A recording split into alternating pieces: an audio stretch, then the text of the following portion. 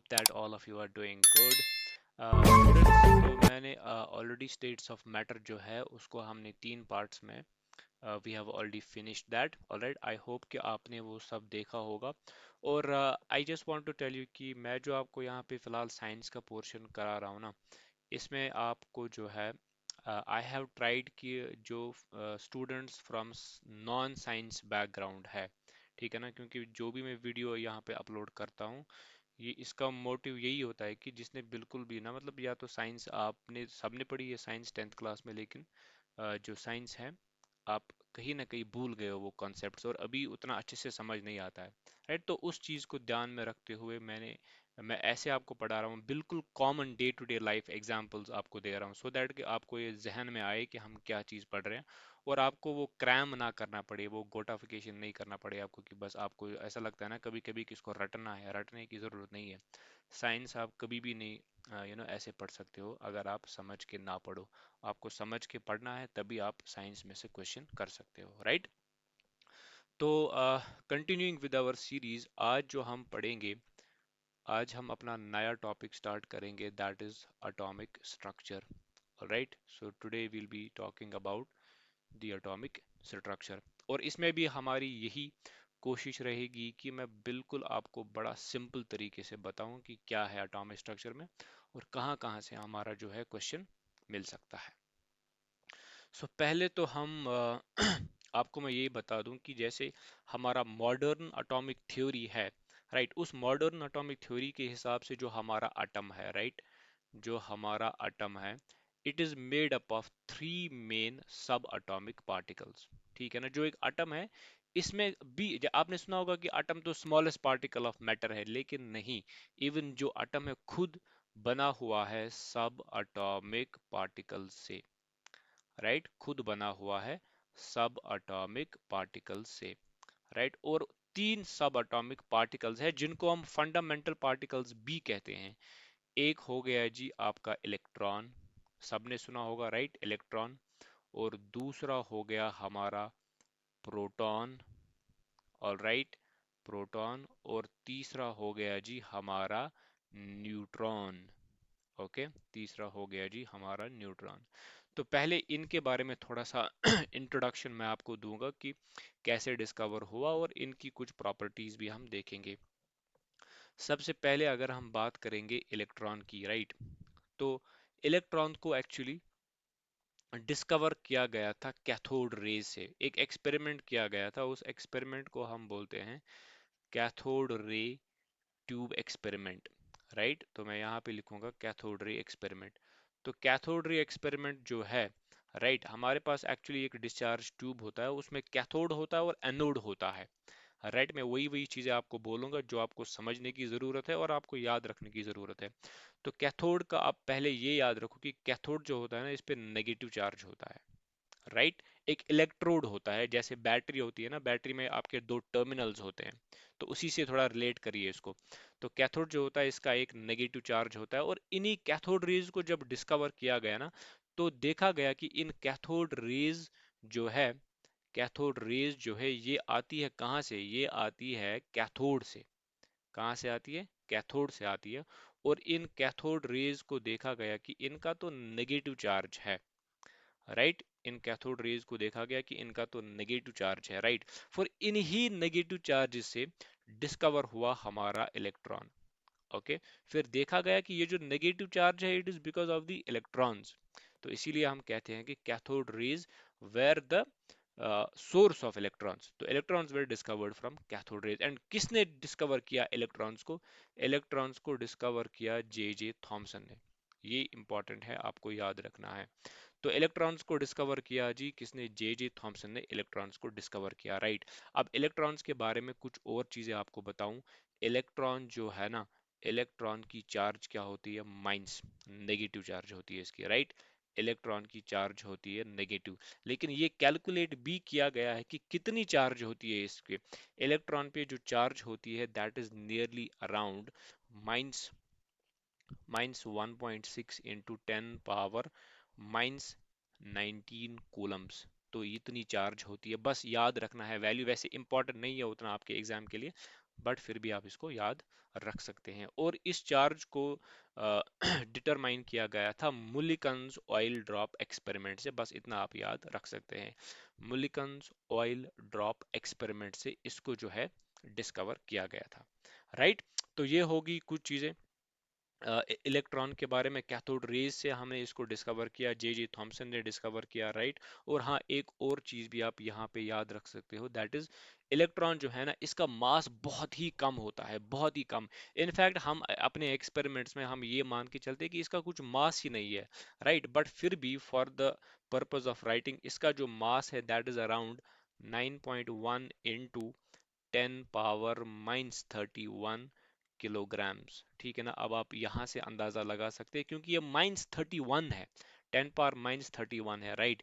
तो इतने जीरोस आपको इस नंबर में डिवाइड करने पड़ेंगे, तब जाके आपको जो है इलेक्ट्रॉन का मास मिलेगा, जो बहुत ही कम होगा, बहुत ही कम होगा, राइट। तो ये था जी इलेक्ट्रॉन के बारे में। उसके बाद सर्च हुई दूसरे पार्टिकल की जिसको हम बोलते हैं प्रोटॉन। तो वो प्रोटॉन जो है ना, एक्चुअली उसको हमने डिस्कवर किया एनोड, एनोड से डिस्कवर नहीं किया बट एनोड रेज की वजह से डिस्कवर किया, राइट। तो इसी डिस्चार्ज ट्यूब में एक और टाइप की रेज थी जिसको हम बोलते हैं एनोड रेज। बहुत ही सिंपल है, एनोड कैथोड रेज नेगेटिव थी, तो anode rays were positively charged, या एनोड जो होता है, एनोड एक्चुअली पॉजिटिवली चार्ज होता है, राइट। और anode rays are positively charged. लेकिन आपको याद रखना है जो एनोड रेज है ना, anode rays are not coming from anode, ठीक है ना। Anode rays are not coming from anode, बल्कि जो एनोड रेज है ये कहाँ से जनरेट होती है, from ionised gases, from ionised gases, right, from ionised gases. मानो कि उस डिस्चार्ज ट्यूब में, उस डिस्चार्ज ट्यूब में मानो कि हाइड्रोजन गैस है, राइट। और उसी हाइड्रोजन गैस को अगर हमने आयोनाइज कर दिया तो हमारे पास मिलेगा H पॉजिटिव आयंस, ठीक है ना। H पॉजिटिव आयंस को ही हम एक्चुअली प्रोटॉन कहते हैं। यही होता है जी आपका प्रोटॉन, ऑलराइट, यही होता है जी आपका प्रोटॉन। क्लियर?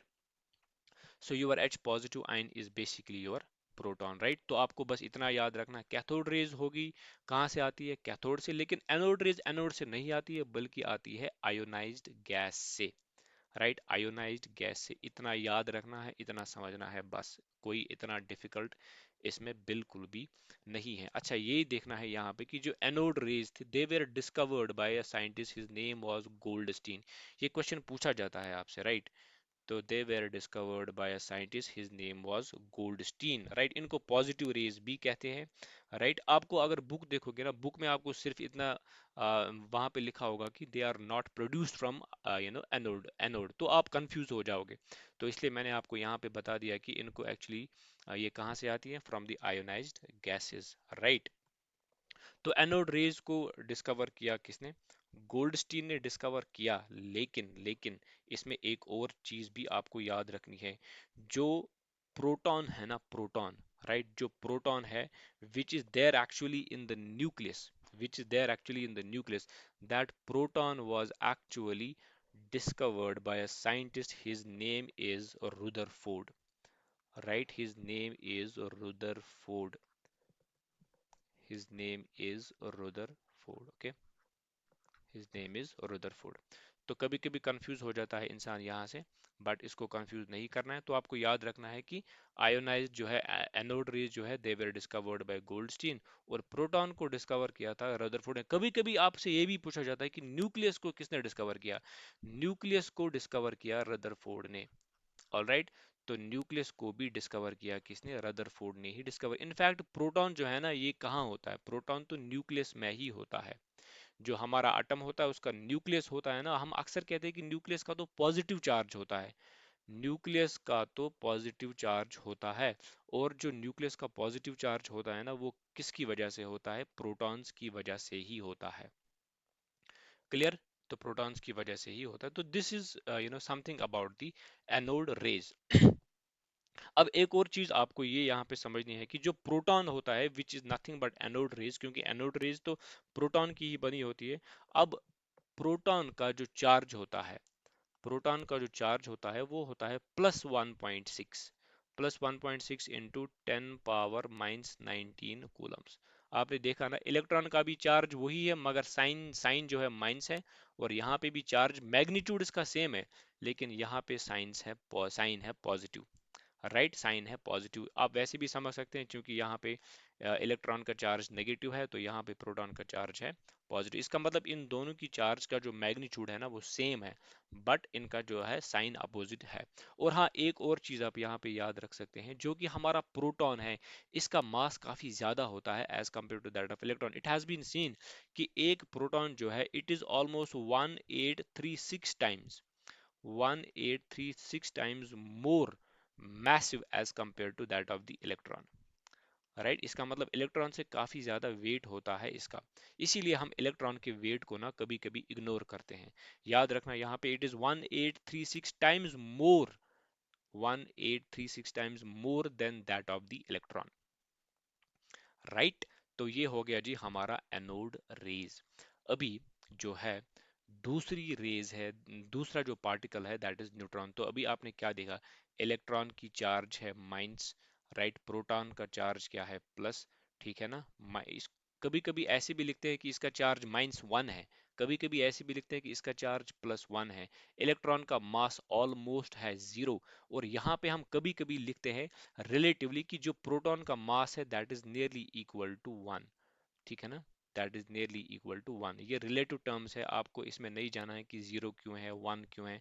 आप अभी सोचोगे कि सर आपने तो बोला कि मास जो है प्रोटॉन का 1836 times greater than that of electron है, तो या तो इलेक्ट्रॉन का आपने मास अभी बोला कि ये तो है 9.1 इंटू 10 पावर -31 kgs, बट आपको उतना याद नहीं रखना है, right.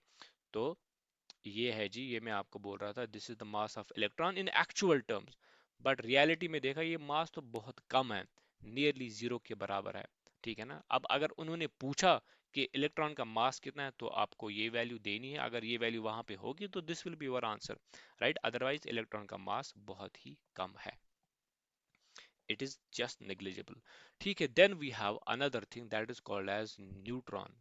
Okay, then we have another thing that is called as neutron. हमारा जो थर्ड सब अटोमिक पार्टिकल है that we are calling as the neutron, right. सबसे पहले जो आपको इसके बारे में चीज पता होनी चाहिए कि इसको डिस्कवर किसने किया, इसको डिस्कवर किया चैडविक ने, ठीक है ना, इसको डिस्कवर किया जेम्स चैडविक ने। न्यूट्रॉन के बारे में सबसे पहली ये चीज आपको याद रखनी है कि इट हैज जीरो चार्ज, इसके पास कोई भी चार्ज नहीं है बेचारे के पास, राइट। ना ही नेगेटिव ना ही पॉजिटिव, कोई भी चार्ज नहीं है, बिल्कुल न्यूट्रल है, कोई चार्ज नहीं है इसके। लेकिन मास तो इसका है, और इसका मास ऑलमोस्ट सेम है as that of the proton, लगभग लगभग उतना ही मास है। तो ये आपको याद रखना है कि neutron was discovered by Chadwick, लेकिन इसकी जो है चार्ज बिल्कुल जीरो है, लेकिन मास है। अगर इसका मास है, इसका मतलब है कि इसका कंट्रीब्यूशन होगा फिर एक एटम के मास में। न्यूट्रॉन्स के होने से या ना होने से एक एटम का मास चेंज हो सकता है, बिकॉज इट हैज मास। तो इतना आपको याद रखना है। और ये भी याद रखना है, ये जो न्यूट्रॉन है ये कहाँ पे पाया जाता है, ये प्रोटॉन के साथ साथ में ही पाया जाता है न्यूक्लियस में, राइट। तो अभी आपने क्या देखा कि न्यूक्लियस में फिर दो दो चीजें होती है, एक तो होता है प्रोटॉन, प्रोटॉन, और दूसरा होता है जी आपका न्यूट्रॉन। ये दोनों ही चीजें कहाँ पे पाई जाती हैं, न्यूक्लियस में पाई जाती है, और इन दोनों चीजों को मिला के हम बोलते हैं न्यूक्लियॉन्स, ठीक है ना। कभी कभी टर्मिनोलॉजीज का खेल है, किसी भी, मुझे लगता है किसी भी सब्जेक्ट को समझने के लिए आपको पहले उसकी टर्मिनोलॉजी पता होनी चाहिए, क्योंकि टर्म्स ही नहीं पता तो फिर कॉन्सेप्ट कहाँ से खाक समझ में आएगा, राइट। तो न्यूक्लियस में दोनों चीजें होती है, प्रोटॉन भी होता है न्यूट्रॉन भी होता है, और इन दोनों को मिला के हम बोलते हैं न्यूक्लियॉन्स। तो proton plus neutron is equal to nucleon. दोनों कहाँ पे हैं, दोनों न्यूक्लियस में प्रेजेंट है, दोनों प्रेजेंट है जी न्यूक्लियस में, राइट। अच्छा, एक और इंपॉर्टेंट पॉइंट यहाँ पे है, सारे जितने भी एटम्स हैं ना उन सब में न्यूट्रॉन प्रेजेंट हैं, except hydrogen atom. Hydrogen atom जो है ना इसके पास कोई भी न्यूट्रॉन नहीं है, it has zero neutrons, it has zero neutrons, ठीक है ना। लेकिन उसके फिर आइसोटोप्स है, उनमें उनमें न्यूट्रॉन है, उनमें न्यूट्रॉन है, वो हम उसके बारे में हम बात करेंगे बाद में। फिलहाल आप याद रखिए जो हाइड्रोजन है जिसका एटॉमिक नंबर 1 है, और राइट जिसका मास नंबर भी 1 है, तो उसके पास कोई भी न्यूट्रॉन नहीं है, नहीं होता है, राइट। तो कभी कभी ये क्वेश्चन जो है ना, कभी कभी इंटरव्यू में भी पूछते हैं, राइट, कि बताओ जी ऐसा कौन सा आटम है जिसके पास कोई भी न्यूट्रॉन नहीं है, तो इट इज हाइड्रोजन। डायरेक्ट एक क्वेश्चन बन सकता है और बहुत ही आसान सा क्वेश्चन है, राइट। तो ये तो हो गया जी हमारा बेसिक। आई होप कि इतना तो आप सबको समझ आ गया होगा, अभी तक कोई ऐसा हमने डिफिकल्ट चीज अभी हमने नहीं पढ़ी है, राइट। तो जैसा कि मैंने आपको पिछली स्लाइड में बोला, पिछली स्लाइड में मैंने आपको बोला, मैं यहाँ पे अब लिखता हूँ। पिछली स्लाइड में मैंने आपको बोला कि जो हमारा न्यूक्लियस है, इसको किसने डिस्कवर किया? रदरफोर्ड ने डिस्कवर किया। तो एक्चुअली रदरफोर्ड ने एवी इसको डिस्कवर नहीं किया, इनफैक्ट रदरफोर्ड ने एक एक्सपेरिमेंट किया, ठीक है। तो हम अब बात करेंगे रदरफोर्ड्स एक्सपेरिमेंट के बारे में, ऑलराइट। तो रदरफोर्ड्स एक्सपेरिमेंट के बारे में बात करेंगे। इस एक्सपेरिमेंट को अल्फा स्कैटरिंग एक्सपेरिमेंट भी कहा जाता है। इसी एक्सपेरिमेंट को अल्फा स्कैटरिंग एक्सपेरिमेंट भी बोला जाता है। ये जो मैं लिखता हूँ ना यहाँ पे बोर्ड पे, इससे काफी टाइम जो है चला जाता है, बट मुझे लगता है कि ये बेटर है समझने के लिए, क्योंकि जब तक मैं ये जब जब मैं यहाँ पे लिखता हूँ और आप वो चीज़ देखते हैं, तो आपके जहन में ये चीज़ें जो है ना छप जाती है, रादर देन कि मैं यहाँ पे डायरेक्टली मटेरियल पहले बनाऊं और उसमें से आपको पढ़ाऊं। वैसा भी कर सकते हैं, टू बी वेरी ऑनेस्ट उतना टाइम भी नहीं है मेरे पास, तो एक तो मेरा टाइम बच जाता है इससे, लेकिन हाँ, इससे ये हो सकता है कि ज़्यादा से ज़्यादा जहाँ पे मुझे एक वीडियो बनानी होगी, यहाँ पे दो वीडियोस बनेंगी, बस उतना ही फर्क पड़ेगा, राइट। और आपको ज़्यादा समझ भी आएगा इस चीज़ से। तो ऑल राइट, तो फिर रदरफोर्ड्स एक्सपेरिमेंट जो है ना, इसको कहते हैं अल्फा स्कैटरिंग एक्सपेरिमेंट। अब पहले ये आप याद रखो, इसमें अल्फा क्या है? अल्फा इसमें है हीलियम न्यूक्लियस। अल्फा इसमें है हीलियम न्यूक्लियस। कभी कभी उसको ऐसे भी रिप्रेजेंट कर सकते हैं, ऐसे, ये है ना हीलियम एटम। हीलियम का एटॉमिक नंबर होता है 2 और इसका मास नंबर होता है 4, और यहाँ पे आपको पॉजिटिव चार्ज लगानी है, +2 चार्ज। तो this is your helium nucleus. Nucleus इसीलिए कहा जाता है इसको, क्योंकि इसको जो है हमने दो इलेक्ट्रॉन्स रिमूव किए हैं, राइट। इसके दो इलेक्ट्रॉन्स जो है हमने रिमूव किए हुए, इसीलिए इसको कहा जाता है हीलियम न्यूक्लियस। तो रदरफोर्ड ने इस एक्सपेरिमेंट में एक चीज यूज की, उस चीज का नाम है गोल्ड फॉइल एक्सपेरिमेंट। उसने क्या किया यूज? गोल्ड फॉइल यूज की। गोल्ड फॉइल इसीलिए यूज की क्योंकि गोल्ड फॉइल जो होती है ना, वो बहुत थिन होती है, राइट। और आप ऐसे मान लो कि ये एक गोल्ड फॉइल है, ठीक है ना। ये रदरफोर्ड ने जो है गोल्ड फॉइल ली यहाँ पे, और फिर जो अल्फा पार्टिकल्स है ना, इस गोल्ड फॉइल पे बम्बार्ड किए। ये अल्फा पार्टिकल्स जो है ना, अब इस गोल्ड फॉइल पे क्या किए? Bombard. These are alpha particles. फिर उसने देखा कि ये गोल्ड फॉइल एक्चुअली एटम्स का बना होगा ना, तो रदरफोर्ड ने बोला कि मैं देखूंगा कि क्या होगा अगर मैं अल्फा पार्टिकल्स जो है इस पे स्ट्राइक करूंगा। तो रदरफोर्ड ने कुछ चीजें पाई। पहले तो उसने देखा कि जो काफी सारी जो है अल्फा पार्टिकल्स जो है, they are going straight, like वो बिल्कुल स्ट्रेट पास हो जाती हैं इस गोल्ड फॉइल में से, राइट। इसने इस चीज की वजह से रदरफोर्ड ने ये कंक्लूड किया कि जो एटम है ना, इसमें बहुत सारी स्पेस जो है वो एम्प्टी है, खाली है, एग्जैक्टली एम्प्टी है। और कुछ अल्फा पार्टिकल्स, उसने ये देखा कि कुछ अल्फा पार्टिकल्स जो है स्लाइटली ऐसे डिफ्लेक्ट होते हैं, स्लाइटली ऐसे डिफ्लेक्ट होते हैं। तो इससे रदरफोर्ड ने कंक्लूड किया कि जो हमारा एटम है, इसमें अंदर कहीं ना कहीं पॉजिटिव चार्ज भी है। इसमें अंदर क्या है? कहीं ना कहीं पॉजिटिव चार्ज भी है। और इस एक्सपेरिमेंट में ये भी देखा गया कि कुछ अल्फा पार्टिकल्स जो है वो ऐसे आ रहे थे ना, लेकिन जो ही वो गोल्ड फॉइल से टकरा गया ना, वो बिल्कुल उन्होंने अपना पाथ जो है अपोजिट डायरेक्शन में चेंज किया, राइट। ये तो काफी चौंका देने वाली बात थी। लेकिन इससे रदरफोर्ड ने ये कंक्लूड किया कि इस एटम में एक ऐसी छोटी सी जगह है जहां पे एक हम कह सकते हैं कि एटम का पूरा मास वहीं पे कॉन्सेंट्रेटेड है।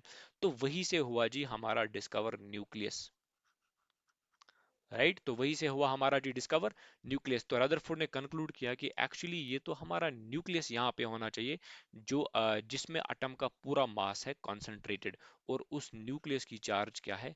Positive charge. तो ये थी रदरफोर्ड की, क्या हम बोल सकते हैं, ऑब्जर्वेशंस, राइट। फिर रदरफोर्ड ने ये भी बोला कि अपने जो है इस एक्सपेरिमेंट की वजह से अपना एटॉमिक मॉडल दिया, और बोला कि जो हमारा जो एटम है, राइट, और इसके इर्द गिर्द जो इलेक्ट्रॉन्स होते हैं ना, ऐसे यहाँ पे मैं डायग्राम बनाऊंगा, ये मानो कि एक न्यूक्लियस है, right.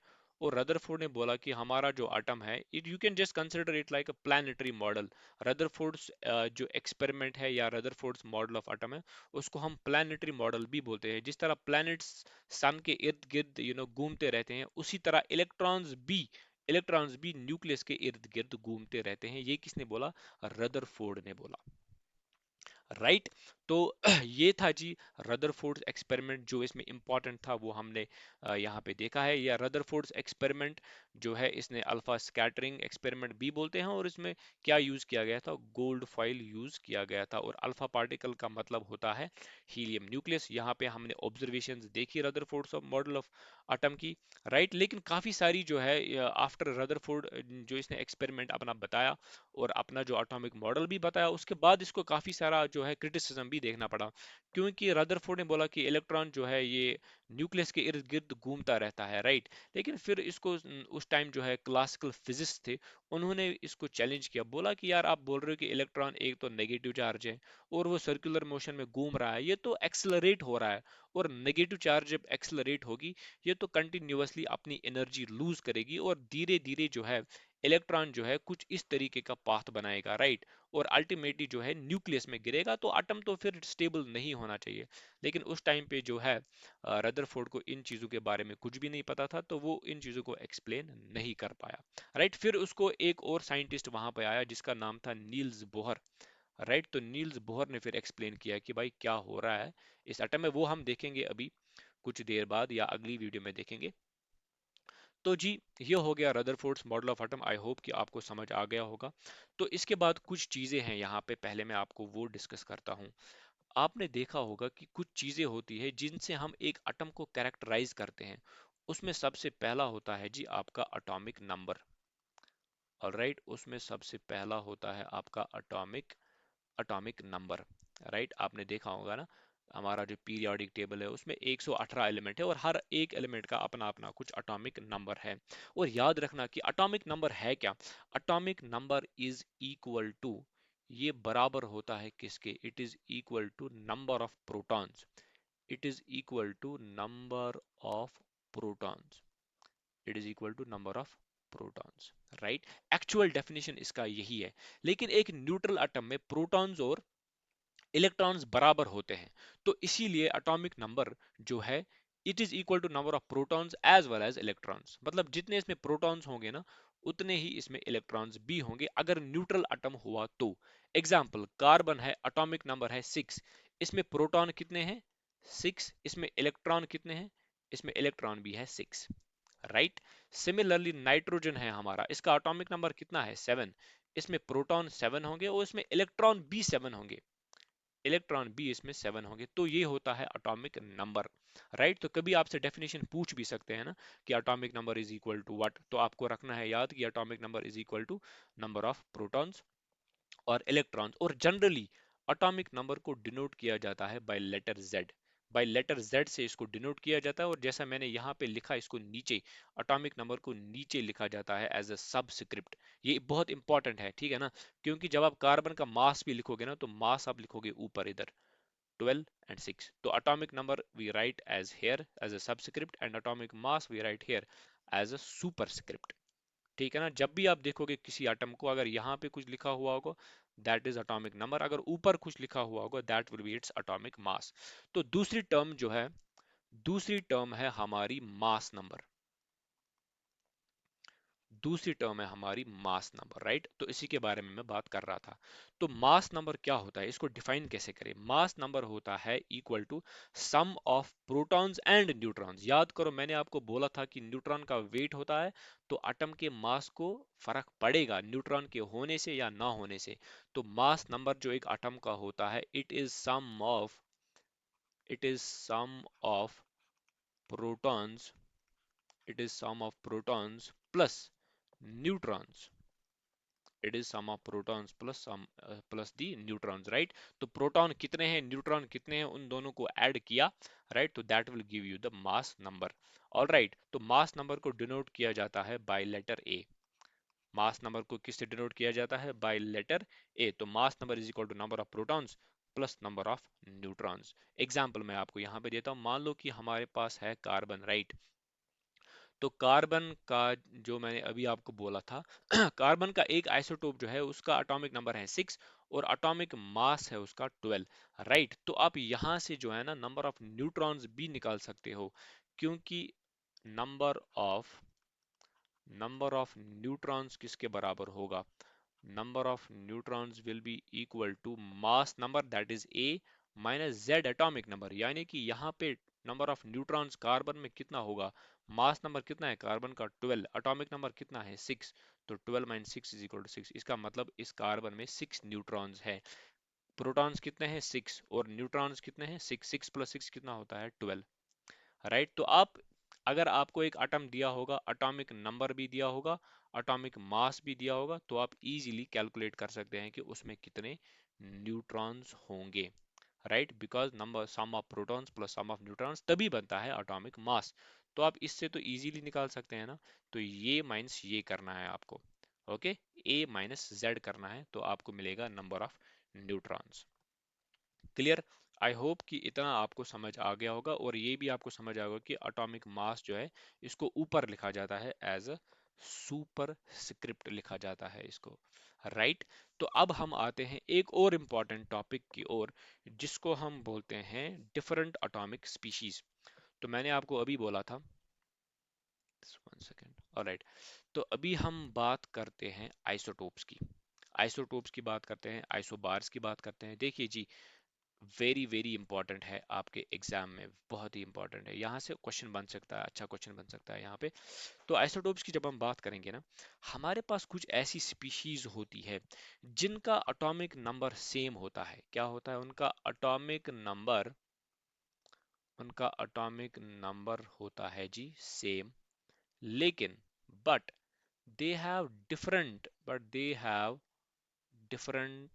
Mass numbers, but they have different mass numbers. अब एटॉमिक नंबर क्या है, मास नंबर क्या है, ये तो आपको पता है, राइट। अब सोचो कि एटॉमिक नंबर आपको पता ही नहीं, मास नंबर भी आपको पता ही नहीं, फिर आपको आइसोटोप कैसे समझ आएगा? अब कुछ स्टूडेंट्स क्या करते हैं, आइसोटोप्स को ऐसे ही देखेंगे, अच्छा it is the same, atomic number is same, mass, वैसे थोड़ी ना होगा, वैसे थोड़ी ना आपको समझ आएगा, राइट। तो इसीलिए मैं आपको क्या करता हूँ, थोड़ा सा पहले बैकग्राउंड इसका जो है वो आपको बता देता हूँ। ठीक है, तो एटॉमिक नंबर सेम होगा आइसोटोप में और मास नंबर होगा डिफरेंट। एग्जाम्पल, हाइड्रोजन के आइसोटोप्स देखते हैं।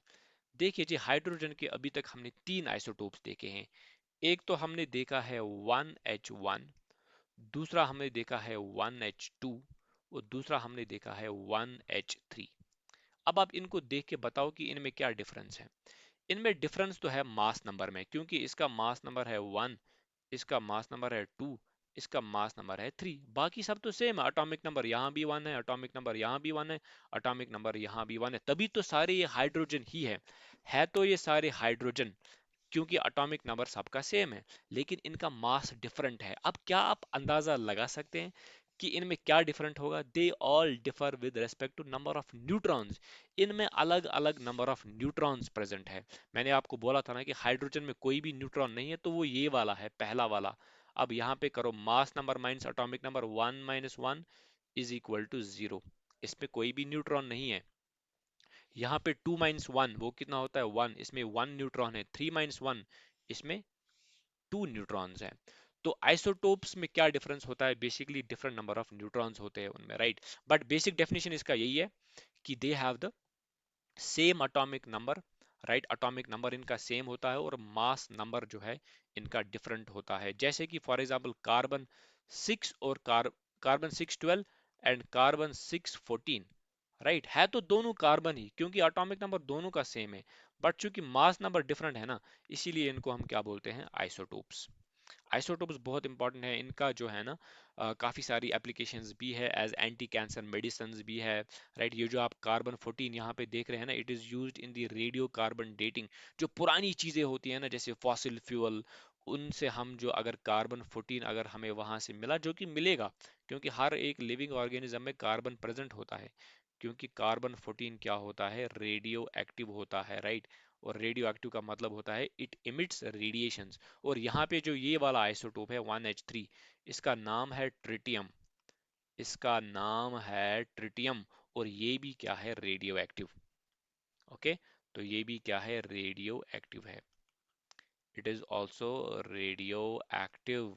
और तो और ये जो है इसका नाम है, जिसका मास नंबर 2 है ना, इसका नाम है ड्यूटीरियम। राइट, तो ड्यूटीरियम है, सभी आइसोटोप्स है हाइड्रोजन के, और इसका आपको पता ही है, this is called as the hydrogen. तो ये तो हो गया जी आइसोटोप्स। अब इसी के रिगार्डिंग एक और टर्म है जिसको हम बोलते हैं आइसोबार्स। ठीक है ना, अब आइसोबार्स उसका जो है बिल्कुल उलट है।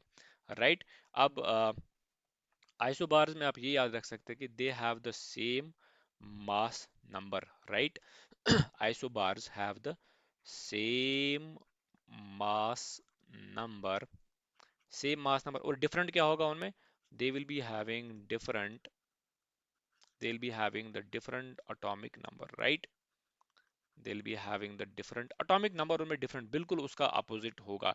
एग्जाम्पल से समझते हैं, यहाँ पे देखो जी, हमारे पास है एक एलिमेंट। अब देखो ना, जब एटॉमिक नंबर डिफरेंट होगा ना, तो एलिमेंट भी डिफरेंट होगा।